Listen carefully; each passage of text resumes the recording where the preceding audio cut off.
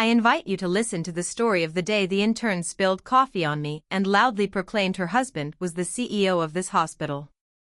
I calmly called my husband. "You should come down here and see this. Your new wife is throwing coffee on me." The massive Boeing 787 touched down heavily on the runway at JFK International Airport. After more than 12 hours of continuous flight from Frankfurt, the roar of the engines gradually subsided, returning a quiet stillness to the business class cabin. I closed the book I'd been reading, smoothed the creases on my trousers, and pulled my carry-on from the overhead compartment as I walked out the jet bridge. The humid, bustling air of a New York summer hit me in the face, carrying the familiar, gritty scent of the city, a smell that, for anyone who's been away, feels strangely like coming home. My name is Catherine Hayes, and I am 32 years old. To the outside world, I am the woman who has it all. The sole heiress of the late chairman of the Apex Medical Group, holding a 60 controlling stake in the ultimate decision-making power in one of the largest private hospital systems in the United States. But the world doesn't see the crushing weight of that glittering title.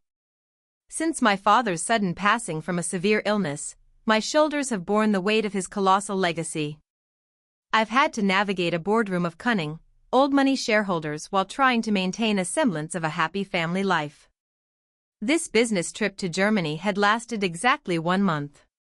I had to personally visit factory after factory to negotiate the acquisition of a fleet of state-of-the-art medical equipment for our flagship hospital. This was a responsibility that should have fallen to my husband, Mark Thompson, the man currently occupying the CEO's chair. But I knew his capabilities all too well. Mark was handsome, charismatic, and a master of networking and charming people. But when it came to the technical details or battling it out in negotiations in English, let alone German, he was completely out of his depth. Out of love for my husband and a desire to solidify his position before a demanding board of directors, I had agreed to step into the background. My official title was Chief Strategy Officer, but in reality, I was the one clearing the path, handling every major and minor detail so he could shine. A sleek black town car was waiting for me at the VIP arrivals terminal. It glided smoothly over the Whitestone Bridge, heading towards the heart of Manhattan. I didn't want to go home just yet. I wanted to report the results of my trip to the board and, more importantly, I wanted to see for myself how my husband had been running the hospital during my month-long absence. Apex University Hospital rose majestically from a prime piece of real estate on the Upper East Side. The 20-story modern marvel of blue-tinted glass reflected the brilliant afternoon sun, the culmination of my father's life's work. Looking at the polished sign with its stylized cross logo, a wave of pride washed over me, mingled with a vague, inexplicable anxiety. I told the driver to drop me at the main entrance, deciding to pull my own suitcase through the lobby instead of using the private executive entrance.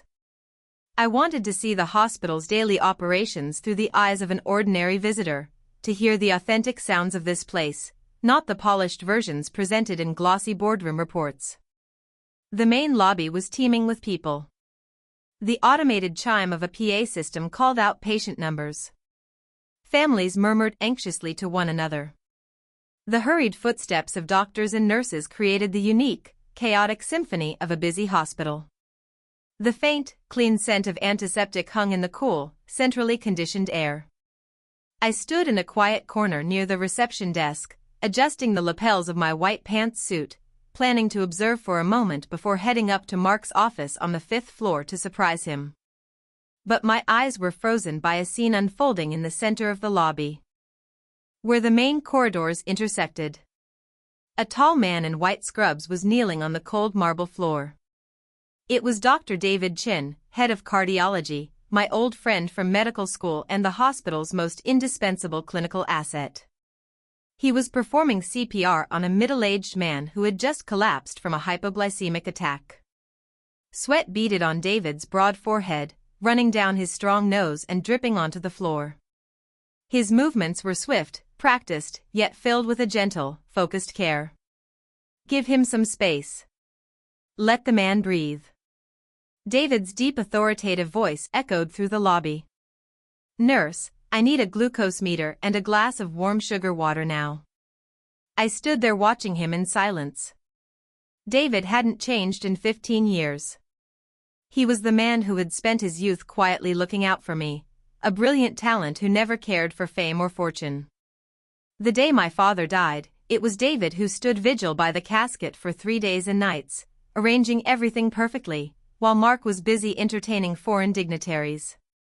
Watching the way he cradled the patient's head, his focus so intense he was oblivious to the world around him, I felt a profound sense of admiration.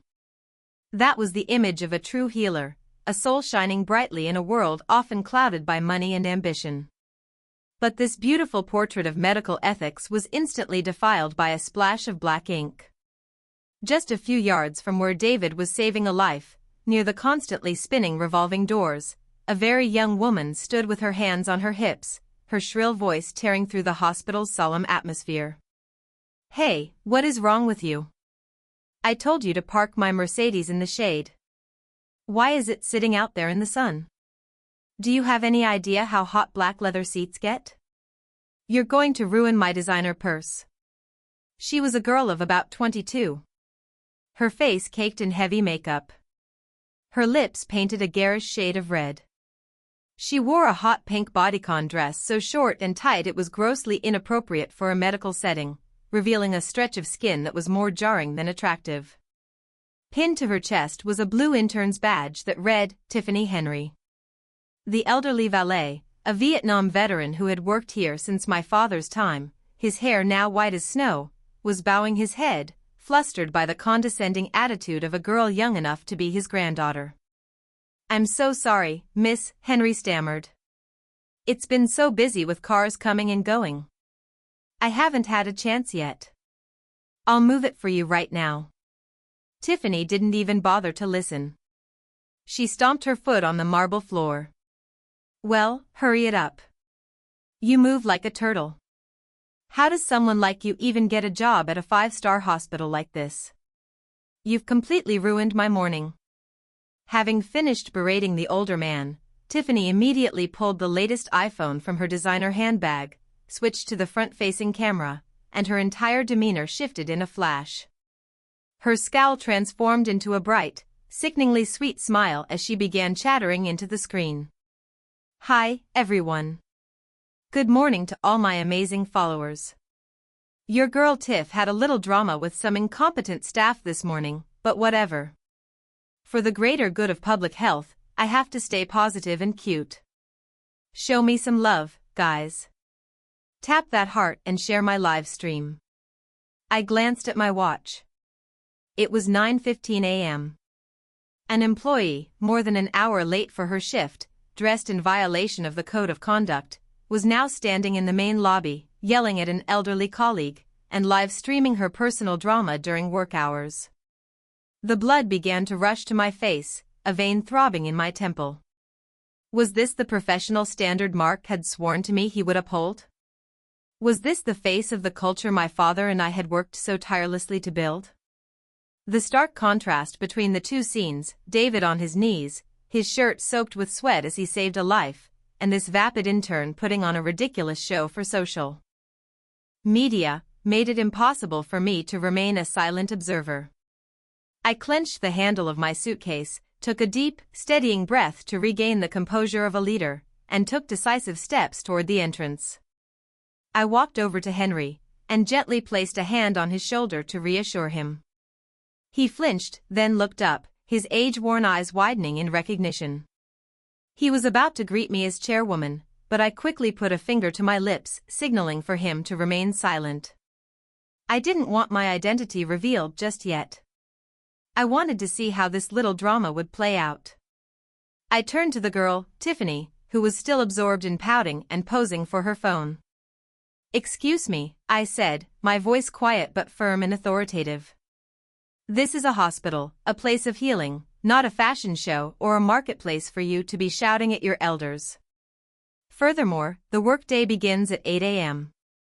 It is now 9. You are late and you are causing a public disturbance." Interrupted from her narcissistic reverie of virtual hearts and compliments, Tiffany looked visibly annoyed. She lowered her phone, her eyes narrowing as she scanned me from head to toe with a dismissive air. I was wearing a simple, elegant white pantsuit with minimal jewelry. After a 12-hour flight, my face was tired and pale with little makeup. In the eyes of this flashy young woman, I was probably just some frumpy patient's relative or some uptight middle-aged Karen. "And who are you to stick your nose in my business?" Tiffany sneered, her tone dripping with contempt. "I'm reprimanding my employee. If you've got nothing better to do, go find a seat somewhere else and stop bothering me. I'm trying to engage with my fans." With that, she raised her phone again, crudely shoving the camera in my face. Her voice became high-pitched and grating. "Look at this, everyone. My day is already ruined by some bitter old hag.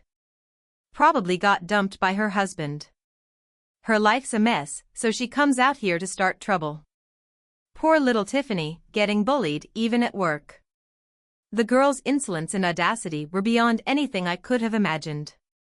My initial plan was a simple reprimand before heading to my office and having HR deal with her. But this level of disrespect could not be tolerated. "Put the phone down." "Now," I said, my voice low and menacing, my eyes locked on hers. "I am asking you to respect the hospital's regulations and the dignity of others. If you continue to film without permission and insult people, I will have security escort you out and file a formal complaint." "Ooh, are you threatening me?" Tiffany's eyes widened, her heavily made-up face twisting into a sneer. Suddenly, she did something I never would have anticipated. Holding a large half-finished iced coffee, she pretended to turn awkwardly, but in reality, she deliberately slammed into me. The entire cup of cold, dark liquid drenched my pristine white pantsuit. The coffee spread quickly, soaking through the fabric and dripping onto the floor, forming a dark puddle at my feet. The sticky, chilling sensation made me shudder. The strong smell of coffee filled my nostrils. This suit had been a gift from my father on his last birthday. Now it was stained by this petty, calculated act. Before I could even react, Tiffany burst into a theatrical wail. Her fake sobs echoed through the lobby, drowning out the PA system and drawing the attention of everyone around. "Oh my God, what did you do? Can't you watch where you're going? You pushed me. You ruined my beautiful dress." She sobbed hysterically while simultaneously glancing at her phone's live stream, her performance worthy of an Oscar. Crocodile tears streamed down her cheeks. "Everyone, you're all my witnesses. This woman, some crazy patient's relative, just assaulted a healthcare worker. That's me. My baby gave me this dress. It's custom made. It costs like $2,000. It's ruined. How am I ever going to get this stain out?" A murmur went through the crowd. People who hadn't seen what happened looked at me with expressions of disapproval and pity. Some even took out their own phones to record the chaos. Seeing she had the audience's attention, Tiffany pressed her advantage. She stepped closer to me, lowering her voice to a venomous whisper only I could hear. "You'd better apologize to me right now and pay for this dress. Do you have any idea who my husband is?" "My husband is Mark Thompson, the CEO of this entire hospital. He has the power to hire and fire anyone here. You mess with me and you'll find yourself and your entire family blacklisted. No doctor in this city will ever treat you again." Hearing Mark's name come from the mouth of this brazen, vulgar girl felt like a knife twisting in my gut. My husband, CEO Mark Thompson, the man I had trusted implicitly, the man for whom I had sacrificed my own career to support. Since when did he have a young, arrogant mistress flaunting her power right here in this sacred workplace? I looked at the coffee stains spreading across my suit, then back up at Tiffany's triumphant face. Instead of exploding with rage, I suddenly felt an urge to laugh. A bitter, hollow laugh. I calmly took a handkerchief from my purse, wiped the sticky liquid from my hand, and then raised my head, my gaze as sharp as a scalpel. "You said your husband is CEO Mark Thompson." "That's right. Scared now, aren't you?" Tiffany smirked. Get on your knees and polish my shoes, and maybe I'll ask him to forgive your little outburst. Before I could reply, a tall figure stepped between us, forming a solid wall. That broad, familiar back belonged to David. He had just finished with the emergency patient, and the faint scent of antiseptic still clung to his scrubs. He stood there, a mountain of quiet authority. He didn't need to shout. The calm, dignified presence of a seasoned physician and department head was enough to quiet the noisy crowd. Even the gawkers silently lowered their phones. He glanced at the coffee stain on my white suit, a flicker of pain and suppressed anger in his eyes. Then he turned to Tiffany, his gaze turning icy and sharp enough to make her flinch. Miss Jones, David said, his voice low and firm, each word enunciated clearly. Why are you causing a disturbance in the main lobby? Seeing David, Tiffany was momentarily flustered, but she quickly regained her arrogance, banking on her connection to the CEO. After all, David was just a department head, an employee. Her man was the one in charge. Dr. Chen, you saw what happened. This woman pushed me, spilled coffee all over the designer dress Mark gave me. I'm live streaming to expose these rude, violent people to the public so everyone can see what kind of trash comes here. David didn't even glance at her phone. He calmly pointed to the large plaque of hospital regulations hanging on the wall. Please read aloud for me. Rule number 1, respect all patients and their families. Rule number 3, attire must be professional and adhere to hospital dress code. Rule number 5, personal business and activities causing a disturbance are prohibited during work hours. Now look at yourself and tell me how many of those rules you have broken. Tiffany was speechless, her face flushing with anger. She stammered for a moment before retorting, I'm a special case. Mark said I could wear what I want to be creative. You're just a hired doctor. What right do you have to lecture me? I'm going to tell Mark to fire you right now. Standing behind David, I heard her words and felt the full bitter irony of the situation. So, this was how Mark had been indulging his mistress behind my back, allowing her to run wild as if she owned the place. A lowly intern dared to call the head of cardiology a hired doctor and use the CEO as a shield for her own appalling behavior. David let out a short, humorless laugh, a rare expression on his usually serious face. A hired doctor. You're right. But I was hired for my skills, for my integrity, and for my knowledge to save lives. And you? What are you doing here? You are cheapening the sacred profession of medicine, tarnishing the reputation of this hospital, all for a few virtual likes and hollow compliments online. He took another step toward her, his imposing presence forcing her to back away instinctively. You claim to be CEO Mark Thompson's fiancé. Let me tell you a truth. A woman with an ounce of self-respect and class would never stand in a public place and brag about such a sordid affair. And she certainly would never behave so rudely to an elder like Henry. David's words were like needles piercing Tiffany's fragile ego. Her face burned with shame and rage. The crowd's opinion began to shift. The whispers were now aimed squarely at the scantily clad young woman. The doctor's right. She's got no class. Look at how she's dressed. Total gold digger. That poor lady in the white suit just got coffee thrown on her for no reason. You can tell she's a decent person. Finding herself isolated, Tiffany resorted to her final trick, playing the victim. She shrieked into her phone, tears streaming down her face. Everyone, they're ganging up on me. The doctors here protect each other and bully the weak. I'm all alone. Mark, baby, where are you? Come save your wife. They're going to kill me. David turned back to me, his expression softening, his eyes filled with years of unspoken concern. Catherine, he asked quietly. Are you really okay? Did the coffee burn you?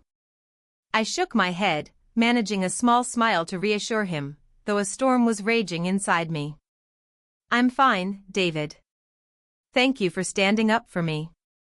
He was about to say something else, probably to call security, but I gently placed a hand on his arm, stopping him. "Don't dirty your hands," I whispered. "This is a family matter. Let me handle it. I want to see exactly who my model husband chooses to defend in this situation." I looked directly at Tiffany, who was still screaming Mark's name. "Fine, you want to call Mark? I'll help you. Let's see how this little play ends." I calmly pulled my phone from my purse. The screen showed 10:15 a.m. According to the detailed schedule my executive assistant had sent me, Mark was in a critically important meeting with a delegation from the Department of Health and key investors from Singapore in the VIP conference room on the 5th floor. He was obsessed with his public image, always wanting to appear as a visionary, principled leader. I scrolled through my contacts to the name I love, a name that once brought me warmth, but now made my stomach churn. I pressed the call button. It rang for a long time. He was probably in the middle of some grand speech about medical ethics and strategic vision, things he had parroted from me and my father. Finally, he answered. Mark's voice was a hurried whisper, but he still tried to maintain his usual fake tenderness. "Honey, it's me. I'm in a huge meeting with the department and our partners. It's really intense. Did you land okay? Why didn't you tell me? I would have picked you up." I didn't answer his hollow questions. I calmly switched the call to speakerphone, turning the volume to maximum. The lobby fell silent, everyone straining to listen, including Tiffany, who had stopped her wailing. "You're in a meeting?" I asked, my voice cold and sharp as a winter wind. "A very important one." "Honey, I can't get away. Why don't you go home and rest? Take a bath. Get some sleep. I'll be home early tonight to make it up to you. I promise." Mark continued his act as the caring husband. I cut him off sharply. "You don't need to come home. You need to come down to the main lobby right now." "What? The lobby? For what?" "Honey, I told you I'm extremely busy. I said get down here immediately." I yelled, my feigned composure finally shattering. All the pent-up anger and betrayal exploded. "Come down here and see your new wife throwing coffee on me. See her insulting Dr. Chen and threatening to have me thrown out of the hospital my father built." The other end of the line went dead silent. A chilling silence. I could picture Mark's face drained of all color. He must have been so flustered that he accidentally hit his own speakerphone button. Or perhaps the VIP conference room was so quiet that my furious voice had been audible to every official and investor in the room. The sound of a chair scraping loudly came through the phone, followed by Mark's stuttering, incoherent voice. "Catherine, what are you talking about? You're at the hospital. What new wife? Calm down." At the same time, Tiffany, standing opposite me, began to turn pale. She recognized the voice on the phone. It was definitely her Mark, the man who whispered sweet nothings to her every night. But why was this powerful man speaking to this frumpy old woman with such fear and submission? Why did he call her honey? "You have 5 minutes," I said. Each word a death sentence. "If you are not in this lobby in 5 minutes, I will have my lawyer, Mr. Vance, bring all the necessary paperwork directly to your conference room to discuss this matter with you and your partners." I hung up, giving him no chance to respond. The hospital lobby was eerily quiet. The only sound, the hum of the air conditioning. All eyes were on me, the woman in the coffee-stained suit, who radiated an unassailable authority, the aura of the true person in charge. David stood beside me, his arms crossed, a look of grim satisfaction and trust on his face. He knew the real drama was just beginning. Tiffany was trembling, the phone nearly slipping from her grasp. She stared at me in utter disbelief, her red lips quivering. Who are you?" I looked at her and smiled, a smile that was both gentle and terrifyingly cold. "Why did you stop your live stream? Keep it rolling. Let's let everyone see how your husband deals with his legal wife. Those 5 minutes were the longest of Mark Thompson's life and the final moments of Tiffany's power-hungry delusion. I stood there, my back straight, waiting for the storm I was about to unleash upon the betrayers. The atmosphere in the lobby was thick enough to cut with a knife. The crowd of onlookers, from patients to nurses, instinctively parted, forming a large circle in the middle of the floor, like a miniature coliseum. At its center stood me, David, and Tiffany. Tiffany still hadn't recovered from the phone call. She'd lowered her phone, no longer daring to point it at me, though her thumb was still secretly on the record button. A tiny sliver of hope must have remained in her shallow, calculating mind. She hoped I was just some powerful business associate of Mark's, or at worst, the boring stay-at-home wife he always complained about. She still believed in her youthful beauty and the sweet lies Mark whispered to her at night. "Don't you dare try to scare me," Tiffany stammered, trying to regain some courage, though her voice trembled. "Mark loves me. He told me, even if you are his wife, it's just a title. Every man gets tired of his old wife and wants something new and exciting, and I'm very exciting." I didn't respond to her cheap provocation. I took out my phone and sent a short text to Arthur Vance, my most trusted legal counsel. "Arthur, bring File A to the main lobby. Immediately. It's time." Arthur replied instantly. "Understood, Madam Chairwoman. I'm in the elevator." David moved closer to me, his solid frame shielding me from the curious stares and phone cameras of the crowd. "Are you sure you want to do this here, Catherine?" he whispered. "It could damage the hospital's reputation." I looked up at him, my gaze unwavering. "A tumor has to be cut out at the root, David. It will hurt once, but then it can heal. If I try to preserve some fake sense of decorum, the hospital my father poured his heart into will be destroyed by them. Reputation is built on integrity and transparency, not on lies and cover-ups." David nodded, his eyes showing complete agreement. "I understand.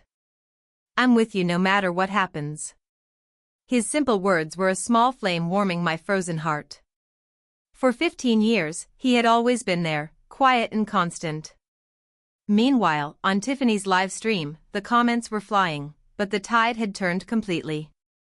"Oh my God, who is that lady? She sounds like a boss. Looks like the real wife just showed up. This intern is about to get wrecked. This is going to be good." Waiting for the CEO. Tiffany glanced at the comments, her face growing paler, but she still tried to argue with the air. "Don't believe her, guys.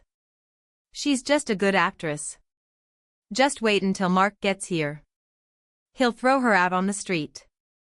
The sound of an elevator dinging cut through the tension. The doors of the private executive elevator slid open. All eyes turned in that direction. Mark burst out like a whirlwind, his expensive suit disheveled, his tie askew, his forehead slick with sweat. He was breathing heavily, like he'd just run a marathon, completely stripped of his usual polished demeanor. He saw the chaotic scene and his eyes darted around frantically. They landed on Tiffany, who was standing there with a look of wounded pride. He froze for a second, but then his gaze met mine. I was standing with my arms crossed, looking at him as if he were a strange insect, and next to me stood David, regarding him with unconcealed disdain. Mark knew his reign was over. Seeing Mark, Tiffany latched onto him like a drowning person grabbing a piece of driftwood. She threw herself at him, shedding all her fake pride, clinging to his arm and whining. "Honey, you're here. Look, this crazy woman and that loser David were bullying me. She threw coffee on me and threatened to fire me. Call security and get them out of here." Mark stood frozen, his arm rigid in her grasp. He stared at me, his lips moving, but no words coming out. Fear was etched on his face. He knew better than anyone that the woman before him was not just his wife. She was the chairwoman, the one who held his fate, his CEO title, and all the wealth he enjoyed in the palm of her hand. "Mark," I prompted, my lips curling into a smile that made him shudder. What's the matter, CEO Thompson? Your beloved is crying for justice. Aren't you going to do something? Tiffany, sensing Mark's strange hesitation, shook his arm. What's wrong with you? Say something. Everyone is watching. You have to show them who's in charge. Mark turned to look at Tiffany. The look in his eyes was no longer the adoration of a lover, but pure, unadulterated hatred. He realized that this stupid, arrogant girl had just lit the fuse on the bomb that would obliterate his career. And then it happened. Smack. A sharp, explosive sound echoed through the lobby. Mark swung his arm and delivered a vicious slap across Tiffany's face. The force of the blow sent her staggering backward, tripping and falling hard onto the marble floor.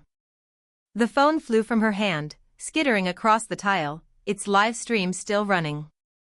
Tiffany clutched her cheek where the red imprint of 5 fingers was already forming. She looked up at Mark, her eyes wide with disbelief. She couldn't understand what was happening. The man who just last night had sworn his undying love and promised to buy her a house and a car was now striking her in front of hundreds of people.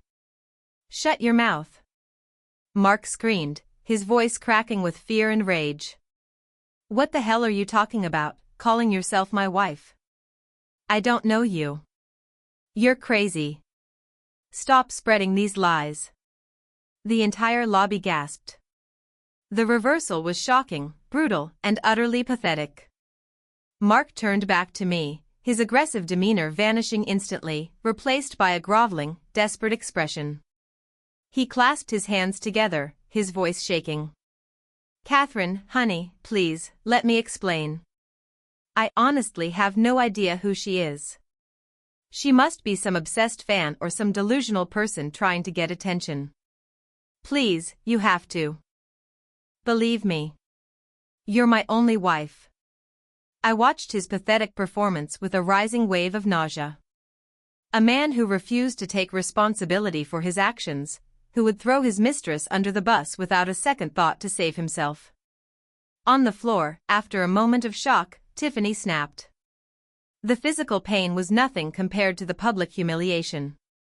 She realized she had been betrayed, discarded like a used toy. Her aggressive nature took over. She shrieked, throwing all caution to the wind. Mark Thompson, you dare hit me? You don't know me? Then who was it in my bed at the Mandarin Oriental last night? Who signed the papers for the condo in Hudson Yards in my name?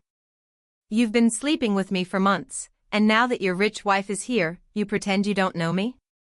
Her accusations were like a bucket of ice water thrown in Mark's face. All his denials were now meaningless. The phone on the floor was capturing every word, every image, and broadcasting it across the internet. You shut up right now. Mark lunged toward Tiffany to silence her, but David was faster.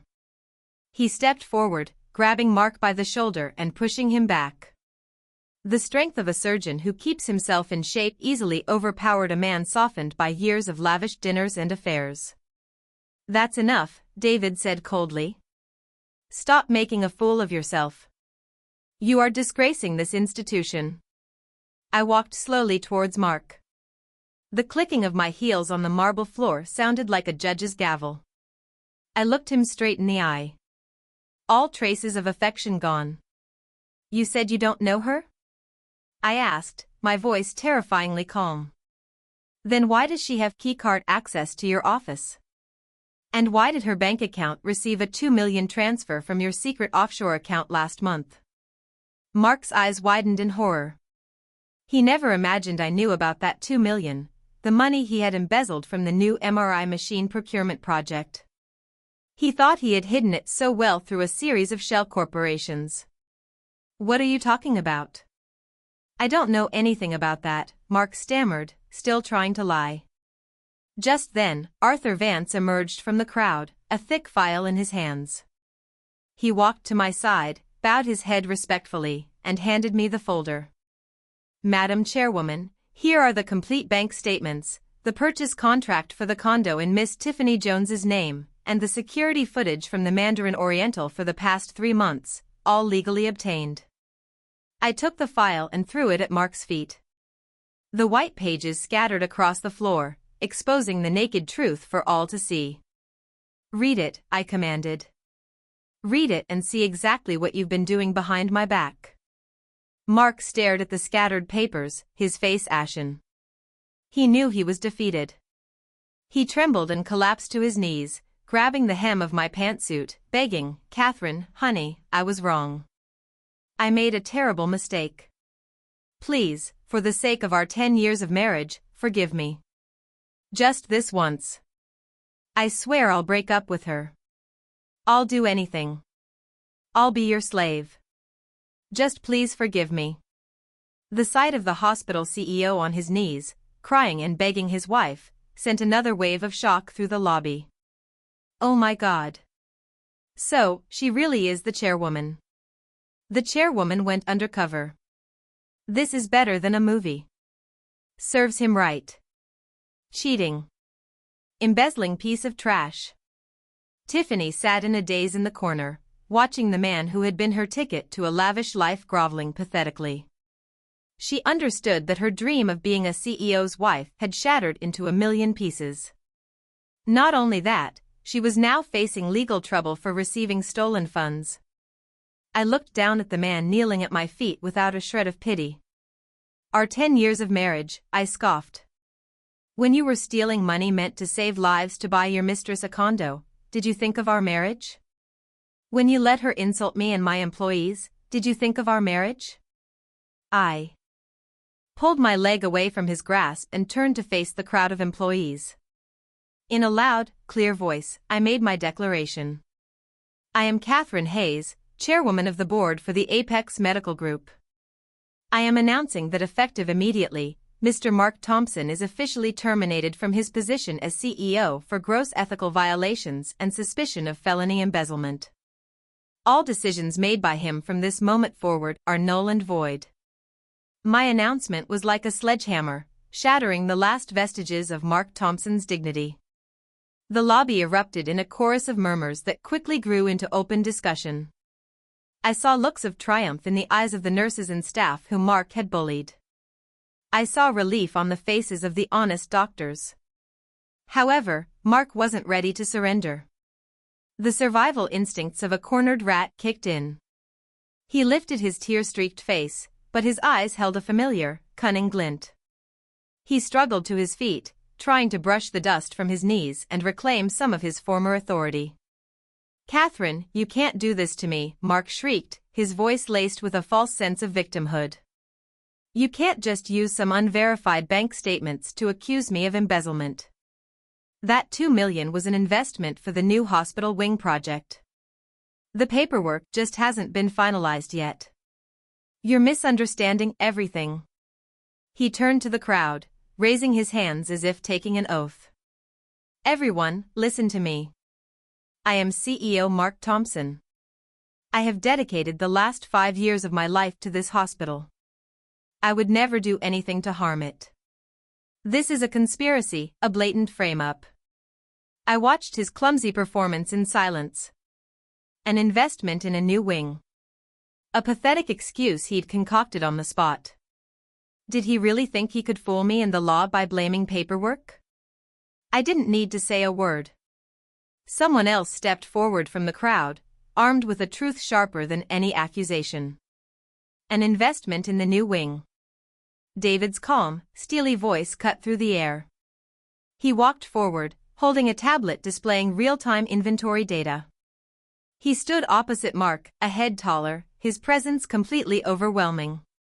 He held up the tablet for everyone to see. "Mr. Thompson, you claim you were investing in a new wing, but our asset management system tells a very different story. 2 weeks ago, you signed off on the purchase of 10 top-of-the-line ventilators and a new generation MRI system. This was at the exact time the chairwoman was in Germany negotiating those very deals. The total contract value was $2 million. How do you explain that?" Mark sputtered, sweat pouring down his face. The shipment is on its way. There are complications with customs. What do you know about international logistics? David gave a cold, contemptuous smile. He swiped his finger across the screen, displaying an email. I may not be an expert in customs, but I can read. This is a confirmation email from our German supplier, which they sent to me this morning. They confirm they have never received any payment from Apex for this order.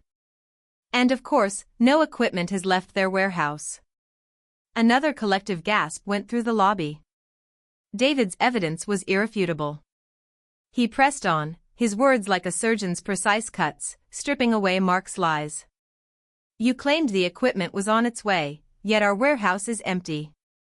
You used the excuse of needing an urgent down payment to secure the order, embezzled the funds, and transferred them to a shell company, while Miss Jones here was suddenly able to purchase a luxury condo for that exact amount. Did you really think the chairwoman wouldn't find out? Mark was speechless, stumbling backward, his body trembling. He never imagined David would be so well informed. He had always seen David as a bookish nerd, obsessed with medicine and surgery, not someone who would be tracking his financial misdeeds. I looked at David with a new level of admiration. It turned out that while I was away, he had not only excelled at his medical duties, but had also been silently protecting my family's legacy. He had gathered all this evidence, waiting for my return to help me excise the cancer in our organization. David turned to me, his gaze firm. Madam Chairwoman, as the head of cardiology and a member of the medical board, I can confirm that the lack of this equipment has already negatively impacted patient care. Mr. Thompson's actions are not just embezzlement, they are a direct threat to the lives of our patients. This is an unforgivable crime. David's final statement was the knockout blow. Mark sank to the floor, his eyes vacant, all fight gone out of him. The truth was laid bare for all to see. The lobby now felt like a public courtroom. I knew this was the moment to restore order and reassert my authority. I stepped up onto the small platform at the reception desk and took the microphone from a trembling receptionist. To all staff, patients, and guests present here today, I said, my voice echoing through the large space. What happened here today is a source of great shame for Apex University Hospital. On behalf of the board, I offer my sincerest apologies to all of you for being subjected to this disgraceful scene. I looked out at the crowd, at the faces waiting for change. However, we cannot let the actions of one rotten apple discredit the tireless efforts of the hundreds of dedicated medical professionals who save lives here every day. To stabilize the situation and ensure the hospital's operations continue uninterrupted, I will now make the following executive decisions. The room held its breath. First, I pointed at Mark, still crumpled on the floor. Mr. Mark Thompson is terminated and stripped of all titles and responsibilities. Our legal department will cooperate fully with the district attorney's office to prosecute him for embezzlement and investigate all of his past activities. Security, please escort this man off the premises. 2 large security guards immediately moved in and hauled Mark to his feet. He offered no resistance. His head bowed in shame as they led him through the crowd toward the exit, followed by a chorus of contemptuous whispers. The image of the once dashing CEO was now that of a common criminal. Second, I continued, my voice softening with respect, the CEO position cannot remain vacant. We need a leader with integrity, talent, and compassion to steer this ship through the storm. That person is none other than the man who bravely stood up for what is right today. I turned to David, smiled, and gestured towards him. I am proud to appoint Dr. David Chin as the interim Chief Executive Officer of Apex University Hospital effective immediately. I am confident that with his skill and his moral compass, Dr. Chin will restore this hospital to its rightful place. David was slightly taken aback by my swift decision, but he quickly composed himself. He stepped up onto the platform beside me and bowed his head to the crowd. Instantly, a roar of applause erupted. It started with the junior doctors and nurses and quickly spread to department heads and even patients' families. The thunderous ovation was not just for David. It was an endorsement of my decision. It was applause for justice served. David looked at me, his eyes filled with gratitude and resolve. He took the microphone and spoke briefly but powerfully. "Thank you for your trust. I promise to do everything in my power to build a healthcare environment that is clean, transparent, and puts the patient first. Thank you." While Mark was being led away and David was being celebrated, there was still one loose end. Tiffany, the once arrogant intern, was now huddled in a corner, her face a mess of smeared makeup and tears. Seeing that the attention was off her, she tried to sneak towards an exit, but Arthur Vance spotted her. He signaled to security, who blocked her path. "Miss Jones, where are you going in such a hurry?" Arthur asked, his tone polite, but chilling. "We haven't yet discussed the matter of the chairwoman's suit or the reputational damage you've caused the hospital." Terrified, Tiffany turned to me, her eyes pleading. Her dream of being a tycoon's wife was over. Her only support system arrested. She had nothing left but a mountain of legal trouble. Madam Chairwoman, please forgive me," she whimpered, falling to her knees on the cold floor. "I know I was wrong. I'm young and stupid. Mark manipulated me. Please don't fire me. Don't sue me. I don't have any money to pay." I stepped down and walked towards her, looking at the trembling girl at my feet. I didn't feel triumphant, only a sad pity for a life so misguided. "You say you were manipulated. Who was it that threatened to have me thrown out? Who screamed at an elderly valet? Who live-streamed herself bragging about ill-gotten wealth? Those were your choices. You were blinded by greed and a delusion of power that never belonged to you." I turned to my lawyer. "Arthur, terminate Miss Jones's internship immediately for gross misconduct. Also prepare a file for the DA's office regarding her role as a recipient of embezzled funds. That condo was purchased with stolen money. She will be required to return every cent." Hearing this, Tiffany collapsed completely, sobbing uncontrollably. She knew her life was over. The luxury condo, the designer bags, the lavish trips, it would all be seized. She would be thrown back into a harsh reality branded with a stain she could never wash away. David walked over. He didn't say another word of reprimand. He took a small business card from his pocket and placed it gently on the floor in front of her. "This is the card of a very good psychiatrist," David said calmly. "I think you need help with your personality disorder and delusions of grandeur. I hope that after you've paid the price for your mistakes, you learn how to be a decent human being before you try to be a famous one." David's act, though gentle, was the most profound punishment. It stripped away her last shred of pride, pointing out that she was not just a criminal, but a person with a sick soul. 2 security guards came and lifted Tiffany to her feet, escorting her out. Her cries faded away behind the glass doors. The lobby returned to its normal rhythm, but the air felt cleaner. The crowd dispersed. Doctors and nurses returned to their duties. The automated PA system chimed on as if nothing had happened. I leaned against the reception desk, feeling a wave of exhaustion wash over me. The adrenaline rush was gone, leaving behind a deep, bone-weary fatigue. I had endured a long flight, a devastating emotional shock, and a tense showdown. I had won, but my heart felt empty.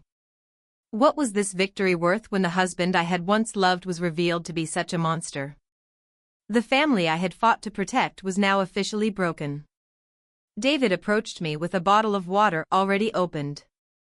He said nothing, just handed it to me and stood in a way that shielded my face from the harsh sunlight streaming through the windows. "Drink some water, Catherine," he said softly. "You did well. Your father would be so proud of you today." I took a small sip. The cool water soothed my dry throat and the bitterness in my soul. I looked up at him, my eyes stinging. "David, I'm so tired. I thought I was strong, but this hurts more than I imagined." He looked at me with deep compassion, placing a gentle hand on my shoulder. It was a comforting, steadying touch. "Of course it hurts. You're human, not made of steel," he soothed. But you were brave enough to face it and cut out the cancer. Now it's time to heal. I've got things here. Go home and rest. I nodded weakly. I needed to go home, but not to rest. It was time to prepare for the next battle, the divorce. Arthur Vance walked over, still holding the file. He understood immediately. Madam Chairwoman, I have already drafted the divorce petition. With this evidence of infidelity and embezzlement, the court will grant it. Swiftly. Would you like to sign? I took a deep breath, mustering my resolve. Give me the pen. I signed my name with a firm, unwavering stroke. That signature ended 10 years of my life, ended the illusion of a happy family, and opened a new chapter. Arthur, begin the proceedings immediately. Freeze all our joint assets. I don't want him to be able to touch another cent. I want him to leave with nothing but the clothes on his back. Yes, Madam Chairwoman, Arthur said, taking the signed petition with a look of deep respect. I turned to David, a small, weary smile on my face. Thank you, David. I don't know what I would have done without you today. He smiled warmly, his grin lighting up his serious face.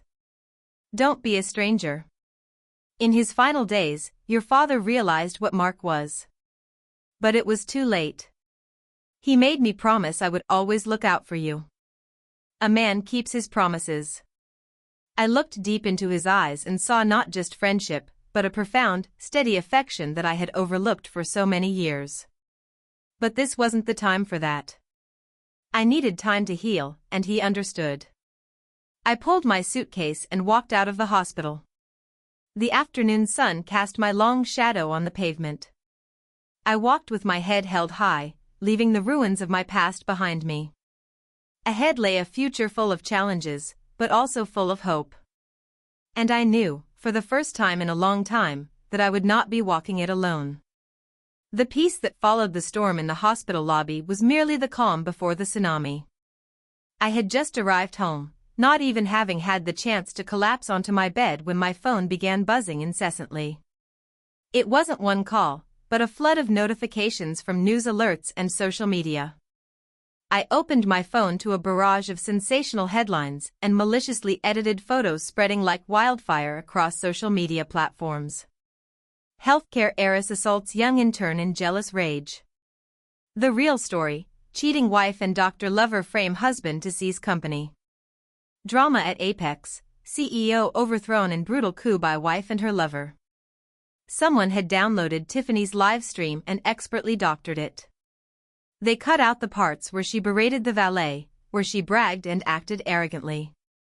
They only kept the clips of me looking stern, of David protectively shielding me, and of Mark kneeling and begging pathetically. The clips were accompanied by thousands of vitriolic comments, clearly orchestrated by a professional troll farm. Look at that wife's cold face. She's a real piece of work.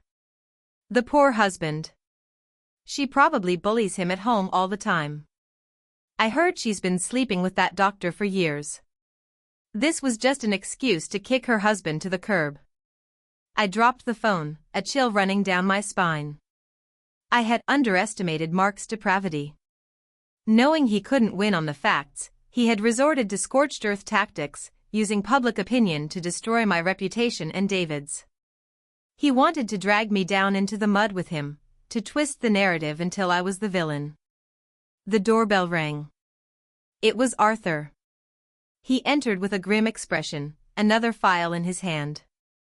Madam Chairwoman, the situation on social media is deteriorating rapidly, he reported. Our IT department has traced the campaign back to a black PR firm. They're using thousands of bot accounts to attack the hospital's official pages and your personal profiles. The funds for the campaign were wired from an anonymous account, but I have no doubt it's the last of the money Mark managed to hide. I sank onto the sofa, massaging my throbbing temples. What does he want? Does he think this will get him his job back? No, he knows that's impossible, Arthur surmised. He wants to pressure you into a more favorable divorce settlement. Or more simply, he wants revenge. Cornered people are dangerous. I took a sip of hot tea, forcing myself to think clearly. I will not negotiate, not for a single penny. He chose to play dirty, and I will show him the price of angering a woman who has nothing left to lose. What are your orders? Should we disable comments and issue a press release? I shook my head. No. The more we hide, the guiltier we look. Let them talk. The truth is the only thing that matters. Gold is not afraid of fire. Arthur, arrange a formal press conference for tomorrow morning. Invite everyone, the major news networks, the city papers, and especially the online tabloids that are slandering me. I will face them directly. Arthur nodded, his eyes filled with admiration. Understood. I'll arrange it immediately. That night, sleep was impossible. I wandered through the large empty mansion, a home once filled with happy memories now cold and silent. I peeked into my children's rooms. My two little angels were sleeping soundly, oblivious to the storm raging around their mother.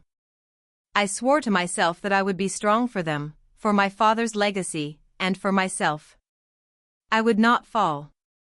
The next morning, the main auditorium at Apex University Hospital was packed with reporters. Camera flashes strobed incessantly, the clicks of shutters creating a tense, suffocating atmosphere. Everyone wanted the inside scoop on the billion-dollar scandal. I walked into the room wearing a simple, conservative black dress, my face made up to look composed and resolute. By my side was David in his familiar white coat, his presence calm and dignified. Our arrival commanded the attention of every camera in the room. We sat at the head table. I opened the press conference, my voice steady and clear. Good morning, ladies and gentlemen of the press. My name is Catherine Hayes. I have called this press conference not to defend myself, but to defend the honor of Apex Hospital and its dedicated staff. The information currently circulating on social media is a malicious fabrication edited with the sole intent to defame and slander. A young reporter stood up, posing a sharp question. Mrs. Hayes, the public believes you and Dr. Chen are having an affair and that you fired your husband to clear the way for your lover. How do you respond to that? The room fell silent, waiting for my reaction. But before I could speak, David took the microphone. He stood, looked directly at the reporter, then let his steady gaze sweep across the room. I would like to answer that question, David said, his deep voice carrying clearly through the speakers. Regarding the relationship between myself and Chairwoman Hayes, I can confirm that we are old friends from medical school, trusted colleagues, and professional partners. There is absolutely no illicit affair, as the rumors claim. He paused, taking a breath. However, I will not hide one truth. I have had feelings for Catherine for 15 years, since we were students, through her marriage, and to this day. It is a love born of respect and admiration. But I have never once crossed the ethical line of a friend or a physician. I kept those feelings to myself so that she could be happy. But today, seeing her slandered by a coward, I can no longer remain silent. David's frank and courageous confession stunned the entire room. No one expected a man as successful and private as him to publicly declare his unrequited love to defend the woman he cared for. The murmurs died down, replaced by looks of sympathy and respect. David continued, signaling an assistant to project an image onto the large screen behind them. It was a DNA lab report. As for the real reason Mr. Thompson was fired, this is the evidence we held back yesterday, hoping to grant him a final shred of dignity. He has proven he doesn't deserve it. This is a DNA test confirming the paternity of Mr. Mark Thompson and a 3-year-old boy currently living at the Rosebud Children's Home. The auditorium erupted in gasps. Every camera swiveled to the screen. Mr. Thompson fathered a child with another woman 4 years ago, long before he met the intern, Tiffany Jones. After the mother passed away from an illness, he abandoned his own son at a children's home. He has never once visited or provided any support despite living a life of luxury. A man who not only cheats on his wife and embezzles from his company, but who also abandons his own flesh and blood. Does a man like that have any right to speak of morality or play the victim? This revelation was a knockout punch that completely decimated public opinion. All suspicion against me vanished, replaced by a wave of intense fury directed at Mark. The image of the dignified CEO was shattered, replaced by the portrait of a cold, heartless monster. I looked at David, overwhelmed with emotion. To protect me, he had exposed the deepest corner of his own heart. He had silently found that poor child to help me turn the tide. The press conference ended in a decisive victory for the truth. The subsequent news reports were a complete reversal, praising my courage and David's integrity while fiercely condemning Mark's actions. After the press conference, Mark was completely ostracized. He lost not only his job and reputation, but was also relentlessly attacked by the public. Friends who once fawned over him now avoided his calls. The money he had managed to hide was quickly depleted by the PR firm's fees and his own lavish spending habits. Desperate and broke, Mark remembered the expensive gifts he had lavished on Tiffany. The luxury condo, the car, the designer jewelry. He decided it was his property and he had the right to take it back to pay his debts and hire a lawyer. He showed up at her condo, the one my lawyers had put a lien on, but hadn't yet seized, drunk and furious, banging on the door. When Tiffany opened it, her expression was not one of longing, but of pure contempt. She, too, was facing ruin, fired, broke, and publicly shamed. "What are you doing here?" she sneered. "Come to leech off me? I'm about to be on the street myself." "Give me back the car keys and all the jewelry I gave you," Mark screamed, storming into the apartment. "It was my money. You have to give it back." "Your money?" Tiffany laughed mockingly. "That was the money you stole from the hospital. It's evidence now. Did you think I was stupid enough to keep it and go to jail with you? I sold it all to pay my fines and legal fees." Hearing this, Mark snapped. He lunged at Tiffany, but this time she fought back. She clawed at his face, bit his arm, fighting like a cornered animal. "You pathetic loser. You dare hit me again, I'll kill you," she screamed. A vicious brawl ensued. The sound of breaking furniture and shouting filled the hallway, and neighbors called the police. When the NYPD arrived, they found a pathetic scene. Mark and Tiffany, clothes torn, faces bruised, wrestling on a floor littered with broken glass. They were both arrested for disorderly conduct and assault. The next day, photos of Mark in handcuffs, his face swollen, sitting next to a disheveled Tiffany, appeared online with the headline, "Bitter End, Disgraced CEO and Mistress Brawl Over Stolen Fortune." Reading the news, I felt no satisfaction, only a sad pity for lives ruined by their own greed. A month later, the divorce proceedings began. Mark sat opposite me in court with a state-appointed public defender. He looked 10 years older, his hair streaked with gray. The judge reviewed the mountain of evidence against him. He pled guilty to everything. He knew it was hopeless. When the judge granted me sole custody of our children, he finally broke down and sobbed, perhaps the last shred of his humanity surfacing. As he was being led away to face his criminal trial, he passed by me and whispered, "I'm sorry, Catherine." I didn't reply. An apology now was meaningless. I turned and walked toward the sunlit doors of the courthouse. David was waiting for me outside, a warm smile on his face. The sky over New York was a brilliant, clear blue, heralding a new beginning. In the aftermath, I poured all my energy into rebuilding Apex. With David by my side as CEO, we purged the corruption Mark had left behind and revitalized the hospital's mission. Apex not only recovered, but thrived, becoming a beacon of medical excellence and integrity. Mark was sentenced to 20 years in federal prison for embezzlement. Tiffany, I heard, ended up working at a rundown convenience store in a small town in the Midwest, her dreams of fame and fortune reduced to the quiet beep of a cash register. 1 year after that fateful day, on a crisp autumn evening, David took me to dinner at a quiet restaurant overlooking the Hudson River. After the meal, he slid a small, elegantly wrapped box across the table. Inside was not a diamond ring, but a stunning, intricately detailed crystal model of a human heart.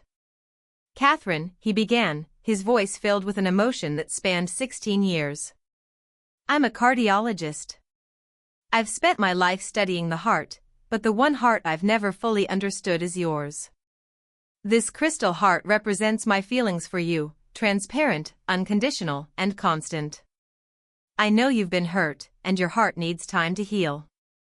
Would you let me be your personal physician and take care of that heart for the rest of your life?" Tears of happiness streamed down my face. I looked from the crystal heart to the man before me, the boy from med school, the brilliant doctor, the man who had been my anchor in the storm. "Yes, Dr. Chen," I whispered, smiling through my tears. "I will, but you have to promise me this treatment plan lasts a lifetime." 5 years later, we stood side by side cutting the ribbon for the new state-of-the-art Catherine Hayes wing of Apex University Hospital. Later that afternoon, our family, me, David, and my 2 children, who now lovingly called him Dad, were strolling through the hospital gardens. My 2 kids were running ahead, their laughter filling the air. As we passed a side gate, I saw him. A middle-aged man in shabby clothes stood across the street, his hair completely white, his face etched with hardship. It was Mark, released early for good behavior. He had nothing. No family, no career, no home. He just stood there watching us with an expression of profound regret. David squeezed my hand. "Do you want to talk to him?" I watched Mark for a long moment, then shook my head. The anger and hatred were long gone, replaced by a quiet pity. The past was the past. Raking it up would only disturb the beautiful peace we had worked so hard to build. "No," I said, turning to my family with a smile. "Let's go home. The kids are hungry." I took David's hand, and without looking back, we walked towards the warm setting sun. I understood then that the best revenge is not to crush your enemies, but to build a life so full of happiness and light that their darkness can no longer touch you. And I, Catherine Hayes, had done just that.